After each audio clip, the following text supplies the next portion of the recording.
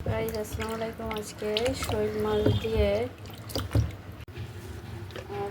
থানকুনি শাক দিয়ে রান্না করব। এই যে থানকুনি শাক, আলু আর এই শৈল মাছ দিয়ে আজকে রান্না করব। জ্যান্ত শৈল মাছ কেটে নিয়েছি, এই দিয়ে আজকে রান্না করব। গাইস সাথে থাকুন, দেখতে থাকুন। গাইস এখানে আমি অল্প তেল দিয়ে নিচ্ছি। এই মশলা ঝাল পেঁয়াজ থেতো করে নিয়েছি, জিরে, রসুন বাটা আর হলুদ লবণ, তাই দিয়ে আজকে এই শোল মাছ রান্না করব। মশলাটা দিয়ে দিচ্ছি।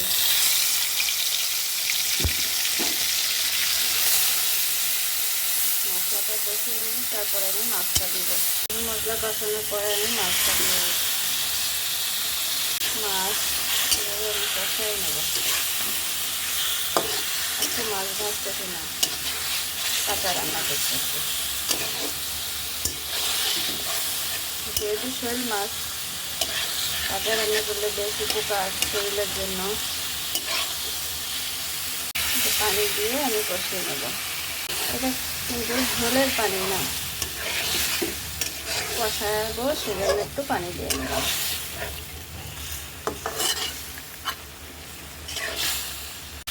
এখন এই যে মাছ কষানো হয়ে যাওয়ার পর মাছগুলো উঠিয়ে ফেলবো।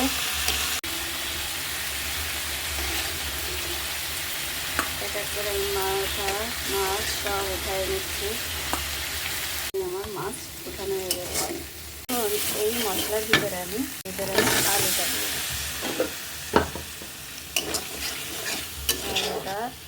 দিয়ে আলু কষাই নেবো, তারপর আমি ঝোলের পানি দেবো। একটু পানি দিয়ে নেব, দিয়ে আমি আলুটা কষিয়ে নিই। একটা উপকারী শাক, ঝোলের পানিটা দিয়ে দেবো। পানি দিয়ে আমি এই ঢেকে দিলাম।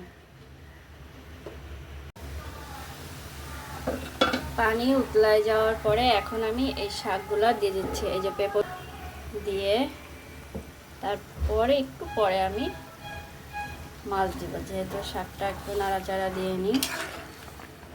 এখন আমি এই যে মাছ দিয়ে দিচ্ছি।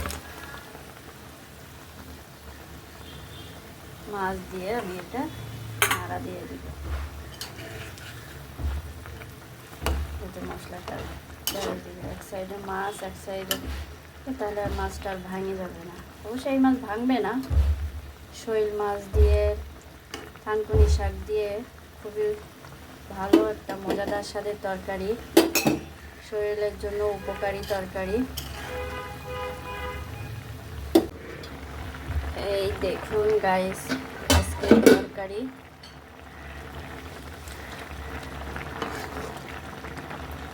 হয়ে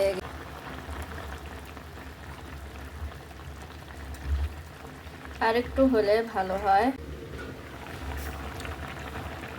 গাইস এই যে আমার রান্না হয়ে গেল আজকে তরকারি, শৈল মাছ দিয়ে থানকুনি শাক দিয়ে আলু দিয়ে। গ্যাসটা অফ করে দিলাম, একটু পর ঠান্ডা হলে এটা নামিয়ে রাখবো খাওয়ার জন্য। এটা আমি এখন এই নামিয়ে নিলাম, তৈরি করে ফেললাম আজকের তরকারি, শৈল মাছ দিয়ে থানকুনি শাক দিয়ে আলু দিয়ে ঝোল। গাইস রান্নাটা ভালো লাগলে বেশি বেশি করে সাবস্ক্রাইব করেন, লাইক করেন, শেয়ার করেন। ধন্যবাদ সবাইকে, দোয়া করবেন।